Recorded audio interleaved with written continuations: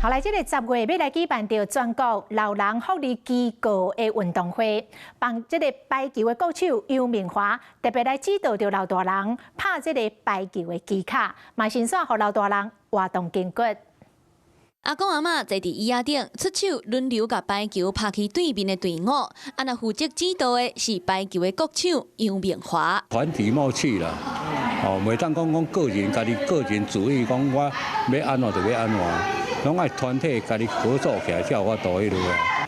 身体比较灵活，因为他们手就没有举起来，没有惯性举起来，自然他们的这边的肌肉就是没有办法去运用，他们就会忘记这个肌群怎么去用。为着准备全国老人福利机构运动会，永信社福基金会那是找国手来到指导，佮特别加入 AI 来到训练。确实也为了他们有上网看了蛮多训练是针对上半肢的，其实也让国手来给长辈一些信心以及正统的一个训练。这个训练那提升时代的身体机能，卖互因感受到公赢，佮对生命的热情。